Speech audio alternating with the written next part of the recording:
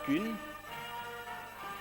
Et par cette conduite d'1 pouce 1/4, qui est également gelée, comme on peut le voir, le glycol, donc un antigel, circule venant sur la pompe à chaleur qui se trouve un peu plus bas, ici dans la cave. C'est après une marche d'à peu près 8 heures d'affilée pour réchauffer le local du Resto Self que ce froid a été obtenu. On voit là l'installation à l'intérieur, notamment les conduites par lesquelles les récupérations d'énergie se font. Et ça, c'est les conduites de distribution du chauffage. Ça, c'est le circuit classique enterré, dit géothermique, par lequel la pompe à chaleur tirait l'énergie nécessaire à chauffer la salle. Et qui, là, dans le cas bien précis, là, était donc hors service. Sinon, parfois, les hivers précédents, il arrivait que ces conduits soient givrés. Donc voilà le compteur qui tourne, ma foi, trop vite par rapport à l'énergie distribuée au moment. On voit tout en haut les distributions du chauffage avec les différentes pompes de circulation. Et ici, plus bas, donc la pompe à chaleur. Les ballons d'eau chaude par lesquels on produit l'eau chaude sanitaire, notamment aux heures creuses de nuit comme les heures creuses du midi. Et ça, c'est donc la pompe à chaleur avec le compresseur que l'on voit tout en bas, qui est d'ailleurs bien givré également, du fait du froid important. C'est une pompe à chaleur Leroy-Somer GT200 qui a été fabriquée en 1900. Voilà les deux échangeurs, l'échangeur d'évaporateur. Il s'agit de deux échangeurs, l'un chaud et l'autre froid. Avec là le détendeur qu'on voit nettement givré également.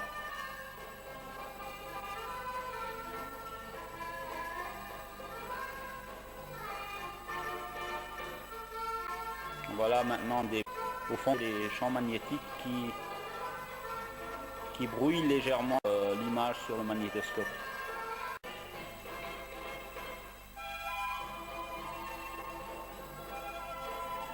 Ça fait quelques mois après, donc, sur le sol où avaient été faites les premières prises d'image avec les serpentins refroidis. Il y a une dalle ennourdie posée sur un isolant en polyéther.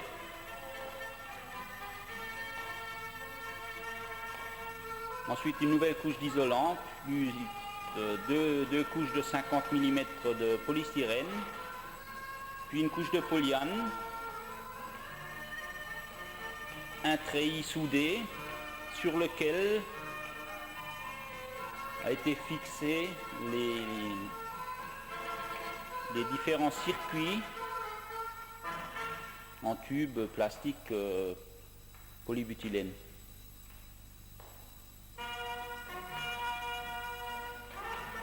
En principe, la pose se fait en escargot. Voilà un peu les angles, avec donc la dalle ennourdie au sol, plus la chape en béton, le polystyrène, et puis le treillis avec ses conduites en polybutylène. Il y a là 15 mètres cubes de béton.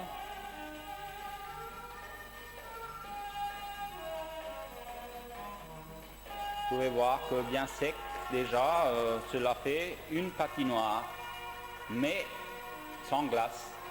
Pour l'instant, en période d'été, cela fait une petite piste de patinage à roulettes en même temps qu'un capteur solaire fabuleux.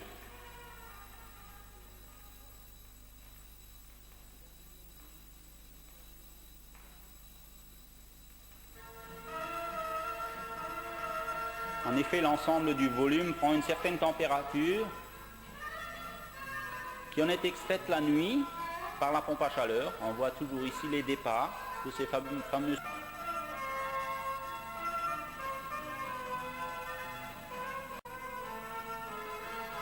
Et voilà, quelques jours après, donc le séchage parfait de la dalle. Il y a eu 3 couches de peinture spéciale appliquées sur ce dallage qui d'une part améliore le rendement thermique et isole de l'humidité. Il y a également un rebord de l'ordre de 5 cm formant cuvette, l'aplan étant, le niveau étant exact, devrait permettre de contenir quelques mètres.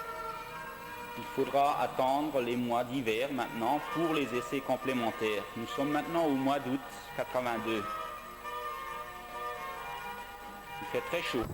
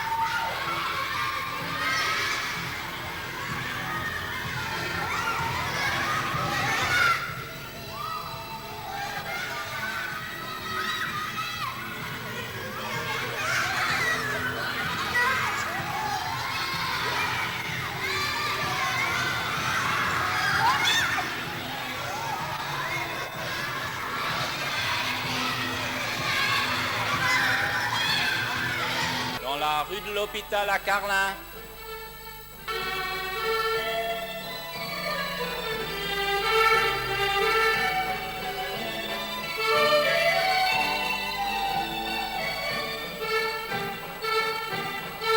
Le parking devant l'établissement.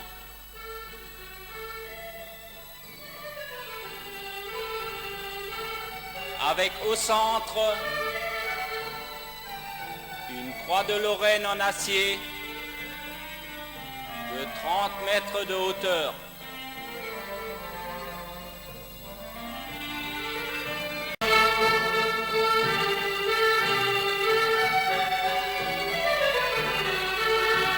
On peut voir à chacun des angles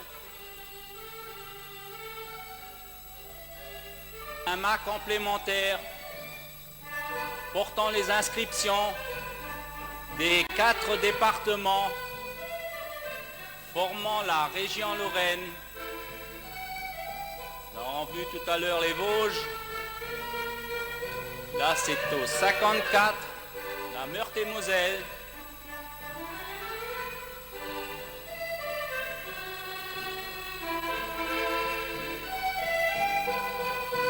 Et puis c'est le tour du 55, la Meuse.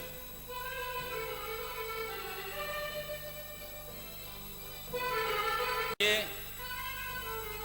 ce sera le 57, la Moselle.